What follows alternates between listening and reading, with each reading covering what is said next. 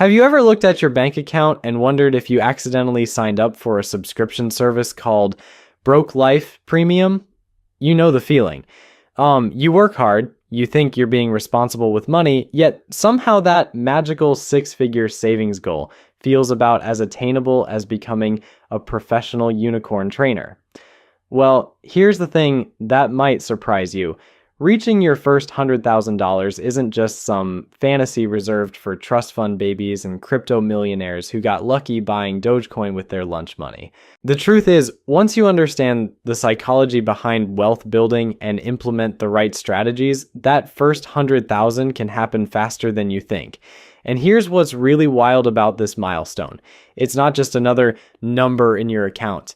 It's the point where your money starts working harder than your cousin who posts motivational quotes on LinkedIn every morning. Once you hit that mark, compound interest becomes your best friend, and the next 100,000 comes significantly quicker. My name is Nick, and I've spent years studying personal finance, helping people break through the barriers that keep them stuck in financial mediocrity. If you're serious about transforming your financial future and you want practical strategies that actually work, make sure to subscribe and hit that like button, because what I'm about to share could be the difference between retiring comfortably and eating ramen noodles in your 70s. Now, before we dive into the strategies, let me paint you a picture of what we're really dealing with here. Most people approach saving money like they approach going to the gym on January 1st. They have great intentions.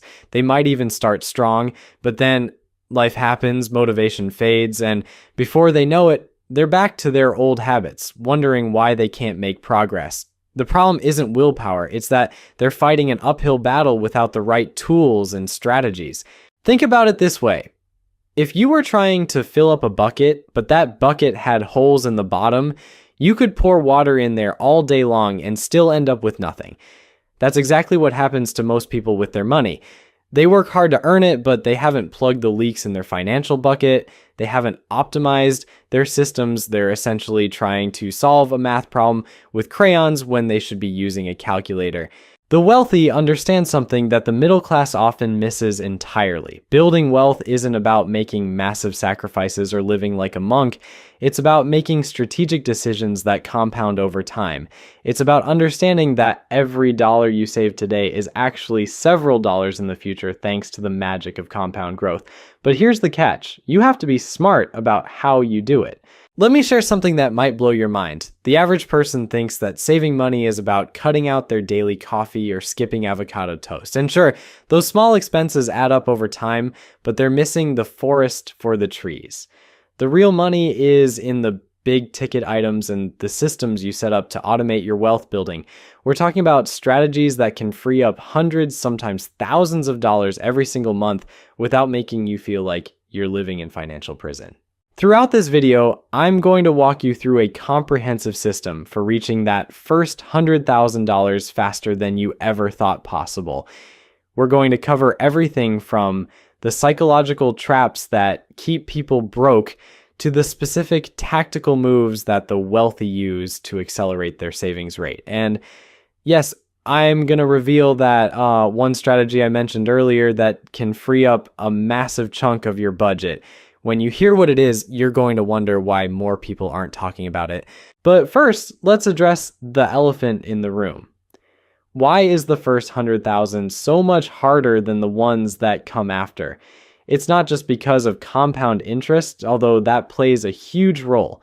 It's because when you're starting out, you're doing all the heavy lifting yourself. Every dollar in that account came directly from your paycheck, your side hustle, or your business. You're essentially building the foundation of your financial house brick by brick. However, once you reach that $100,000 milestone, something magical starts to happen. Your money begins earning meaningful returns. Instead of seeing a few dollars in interest each month, you start seeing hundreds or even thousands. That 10% annual return that seemed insignificant on a $5,000 portfolio now represents $10,000 of growth on your $100,000 nest egg.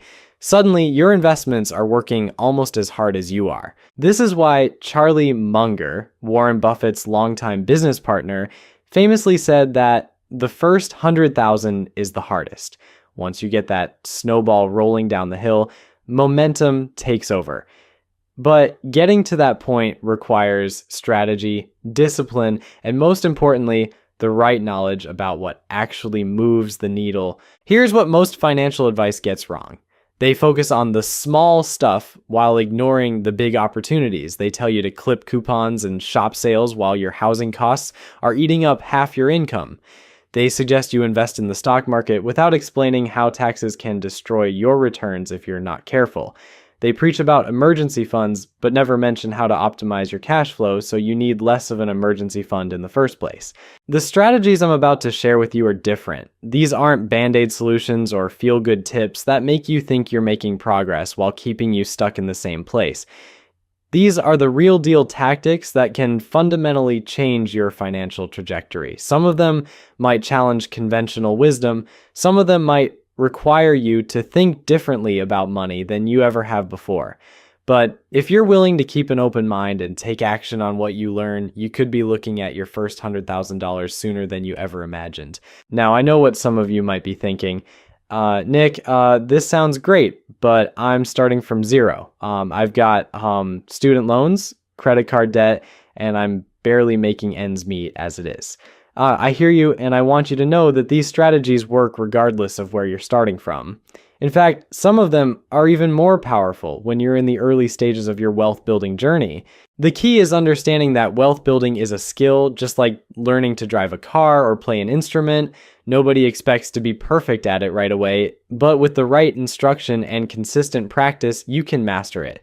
The difference is that this particular skill has the power to transform every aspect of your life.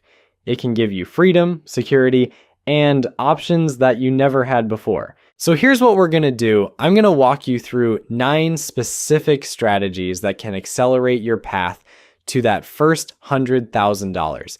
Each one of these has the potential to save or earn you thousands of dollars per year. When you combine them together, they create a powerful system that can dramatically reduce the time it takes to reach your goal. Some of these strategies might seem obvious when I first mention them, but I guarantee you're not implementing them correctly. Others might surprise you because they go against everything you've been taught about money. But stick with me, because by the end of this video, you'll have a complete roadmap for accelerating your wealth building in ways that most people never even consider. Let's start with strategy number 9, and this one is going to save you more money than you probably realize. We're talking about tax optimization, and no, I don't mean hiding money in offshore accounts or pretending your Netflix subscription is a business expense. I'm talking about legitimate strategies that the government actually wants you to use, but for some reason, most people completely ignore them. Here's the reality. Taxes are probably one of your biggest expenses, right up there with housing and transportation. Yet most people put more thought into choosing their morning coffee than they do into minimizing their tax burden. It's like voluntarily paying extra for everything you buy just because you didn't bother to look for a coupon that was sitting right there in front of you. The beautiful thing about tax-advantaged accounts like traditional IRAs and 401ks is that they give you an immediate discount on every dollar you invest. When you contribute to these accounts, you reduce your taxable income dollar for dollar. So if you're making $50,000 a year and you contribute $10,000 to your 401k, you only pay taxes on $40,000 of income. That's like getting a guaranteed return before your investments even have a chance to grow. But here's where it gets really interesting. Let's say you're in the 22% tax bracket. Every $1,000 you contribute to a traditional 401k saves you $220 in taxes. That means you only need to come up with $780 out of your actual take-home pay to make a $1,000 investment. The government is essentially giving you a discount on building wealth, and most people are too busy complaining about taxes to take advantage of it. Strategy number 8 is one that literally gives you free money, yet millions of Americans leave it on the table every single year. I'm talking about employer 401k matching. And if you're not maxing this out, you're basically telling your boss you don't want a raise. Think about it this way. If your employer offers a 50% match on your contributions up to 6% of your salary, they're giving you an immediate 50% return on your investment before the stock market even gets involved. Let's break this down with real numbers. If you make $50,000 a year and your employer matches 50 cents for every dollar up to 6% of your salary, you could contribute $3,000 and your employer would add another $1,500. That's $1,500 of completely free money that you get just for participating. Show me another investment that guarantees you a 50% return on day one. I'll wait. The crazy part is that people will spend hours researching the best deal on a new phone to save $50, but they'll leave thousands of dollars in employer matching on the table because they think they can't afford to contribute to their 401k. It's like refusing a guaranteed winning lottery ticket because you're worried about the taxes you'll have to pay on your winnings. Now let's talk about strategy number 7, and this is where we start getting into the fun stuff. I'm talking about creating additional income streams that are specifically earmarked for investing. Notice I didn't say get a second job or work more hours at your current job. I said create additional income streams, and there's a huge difference. The traditional advice is to live below your means, which basically translates to make your life smaller so you can save more money. But there's another approach that's way more powerful and a lot more enjoyable. Expand your means while keeping your lifestyle constant. Instead of trying to squeeze every penny out of your current income, focus on bringing in more money that goes directly toward your wealth building goals. The beauty of this approach is that it doesn't feel like deprivation. You're not cutting back on the things you enjoy, you're just creating extra money that was never part of your regular budget in the first place. It's like finding money in your couch cushions, except instead of finding $20, you're finding hundreds or thousands of dollars every month. This could be anything from freelancing in your area of expertise to starting a small side business that operates on evenings and weekends. The key is to treat this extra income differently than your regular paycheck. Your regular income covers your living expenses and lifestyle. This extra income has one job: building wealth. When you separate these two mentally, it becomes much easier to save aggressively without feeling like you're sacrificing. Strategy number 6 is going to test your self-control, but it's absolutely crucial if you want to maximize your returns. I'm talking about reinvesting every single dividend that comes your way instead of spending it on something fun. I know, it feels great when you see that dividend payment hit your account. It's like your investments are paying you a salary for being smart enough to own them. But here's the thing that most people don't realize. The real power of dividend investing isn't in the income you can spend today. It's in the compound growth you get from reinvesting those payments. When you take those dividends and buy more shares, you're essentially getting more dividend paying assets, which will pay you even more dividends in the future, which you can use to buy even more shares. It's like a snowball rolling down a hill, getting bigger and faster as it goes. Let me put this in perspective with some real numbers that might shock you. Over the past century, the S&P 500 has averaged about 10.7% annual returns when dividends are reinvested. But if you had taken those dividends as cash instead of reinvesting them, your average return would have been only 6.6%. That 4% difference might not sound like much, but over 30 years of investing, it's the difference between having a comfortable retirement and wondering if you can afford to retire at all. This is one of those strategies that requires you to think long term and resist the temptation of instant gratification. Every time you get a dividend payment, you have a choice. You can either spend it on something that will be forgotten in a few weeks, or you can use it to buy more wealth-generating assets that will pay you dividends for decades to come. Strategy number 5 is all about keeping more of what you earn by minimizing investment fees. This might sound boring, but I promise you it's one of the most important things you can do to accelerate your wealth building. Investment fees are like a silent tax on your returns, and most people have no idea how much they're actually paying or how dramatically these fees can impact their long-term wealth. Here's what's crazy about investment fees. They might seem small on an annual basis, but they compound just like your returns do, except they compound against you.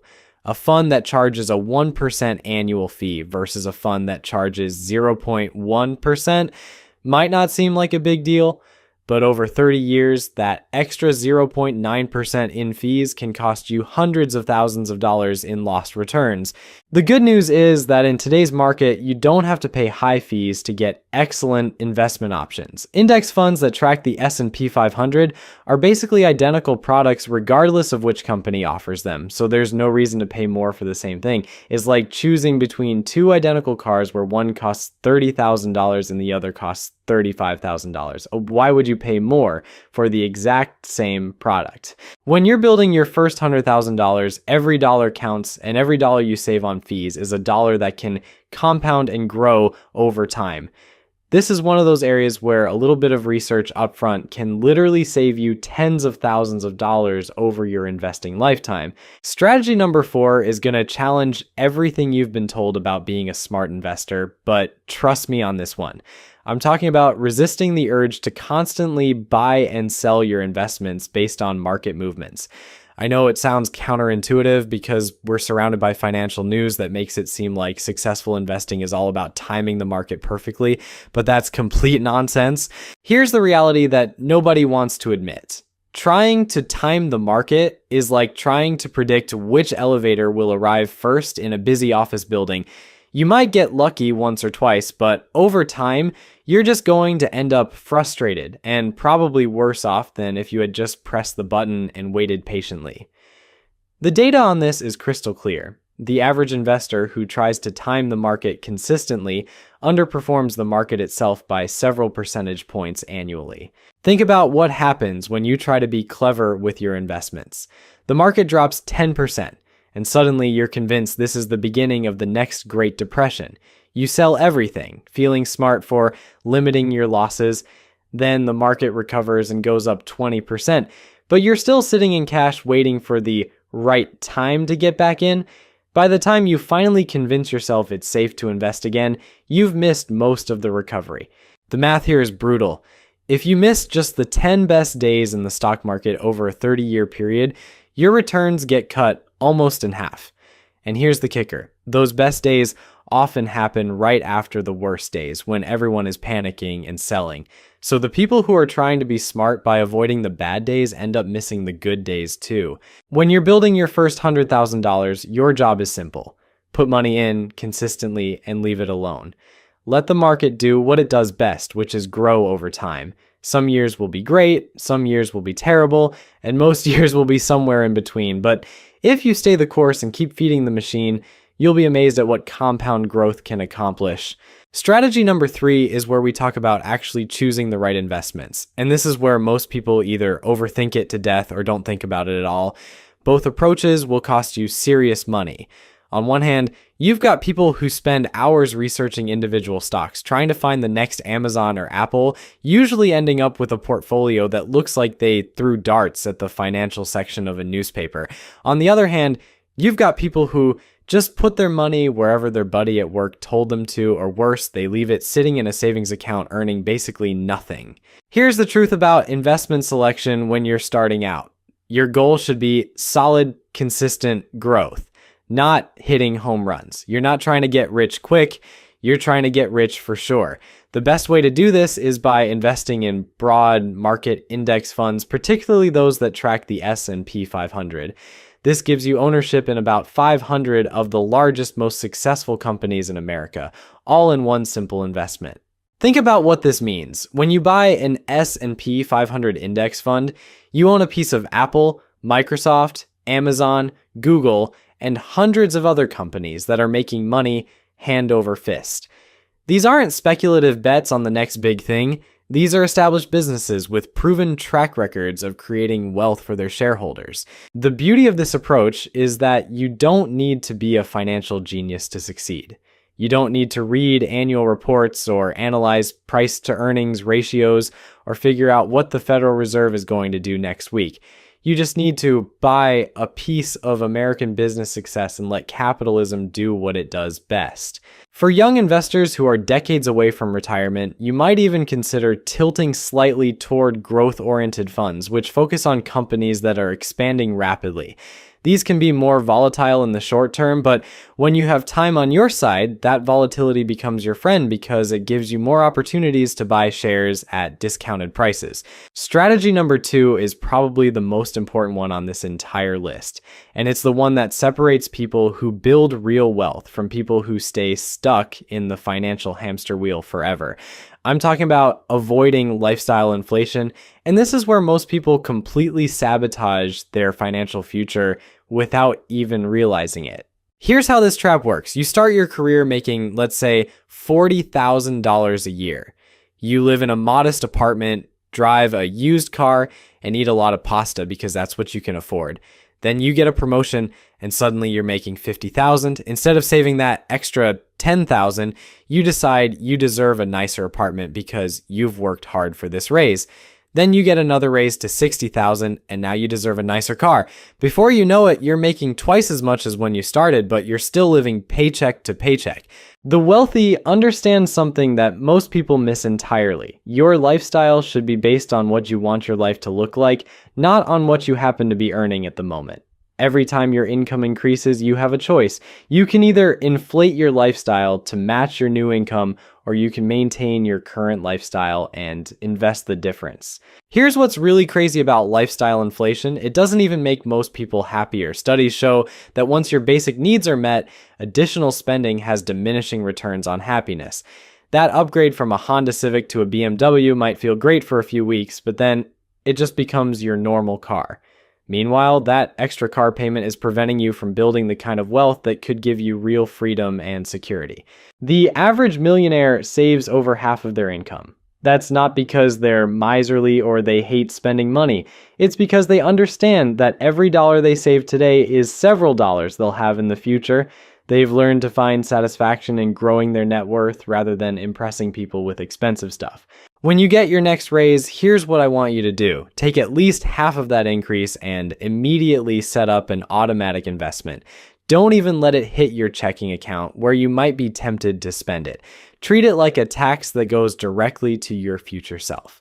You can still enjoy some of that extra income, but make sure your wealth is growing faster than your lifestyle. And now we've reached strategy number 1, the big one I've been teasing throughout this entire video. This is the strategy that can free up more money in your budget than any other single change you can make, and most people are completely ignoring it. I'm talking about optimizing your housing costs, and yes, this might require you to make some decisions that go against conventional wisdom. Here's the brutal truth that nobody wants to talk about. If you're spending more than 30% of your income on housing, you're making it nearly impossible to build wealth quickly. For most people, housing is by far their largest expense. When you add up rent or mortgage, utilities, insurance, and maintenance, it often eats up 40, 50, or even 60% of their monthly income. At that point, you're essentially working just to keep a roof over your head. But here's what's interesting about housing costs. They're often the most flexible part of your budget, even though people treat them like they're set in stone. You might think you need to live in a certain area or have a certain amount of space, but those are often lifestyle choices rather than actual necessities. Now, I'm not suggesting you move into a cardboard box under a bridge, but I am suggesting you get creative about reducing this massive expense, at least temporarily while you're building your foundation of wealth. This could mean getting roommates to split the cost, moving to a less expensive area, or even exploring house hacking strategies where you buy a small multi-unit property and live in one unit while renting out the others. The numbers on this are absolutely staggering. Let's say you're currently spending $2,000 a month on housing and you find a way to cut that to $1,200. That's $800 a month that you can now invest, which is nearly $10,000 a year. Over 20 years, assuming a 10% annual return, that single change could add over $500,000 to your net worth. I know what some of you are thinking. Nick, I can't just move or get roommates. I have a career, a family, responsibilities. I get it, and I'm not saying everyone can or should make dramatic changes to their housing situation. But I am saying that if you're serious about building wealth quickly, you need to at least explore your options. Maybe you can't cut your housing costs in half, but could you cut them by 20%? even that would make a huge difference over time. The key is to remember that this doesn't have to be permanent. You're not signing up for a lifetime of living like a college student. You're making a strategic sacrifice for a few years to set yourself up for decades of financial freedom. Once you've built that solid foundation of wealth, you can afford to live wherever you want, because your investments will be covering a significant portion of your expenses. Here's the thing about all these strategies: they work best when you use them together. Each one amplifies the others, creating a powerful system that can dramatically accelerate your path to financial independence. Tax optimization saves you money that you can invest. Employer matching gives you free money to compound. Additional income streams provide more fuel for the wealth-building fire. Reinvesting dividends maximizes your returns. Low fees keep more money working for you. Avoiding market timing prevents costly mistakes. Choosing the right investments ensures solid growth. Avoiding lifestyle inflation keeps your savings rate high. And optimizing housing costs frees up the most money to put toward your goals. When you implement all of these strategies consistently, reaching that first $100,000 transforms from a distant dream into an inevitable outcome. It's not about making perfect decisions every single day. It's about building systems that work automatically, even when motivation fades or life gets complicated. Remember, the first 100,000 is special because it's where momentum really starts to build. Once you reach that milestone, compound interest becomes a much more noticeable force in your financial life. Your investments start earning real money, not just pocket change. That's when building wealth starts to feel less like pushing a boulder up a hill and more like riding a wave. The path to financial independence isn't complicated, but it does require patience, consistency, and the willingness to make some unconventional choices. Most people will continue to live paycheck to paycheck, spending everything they earn and hoping that somehow, someday, their financial situation will magically improve. But you have the knowledge and the tools to write a different story. Your future self is counting on the decisions you make today.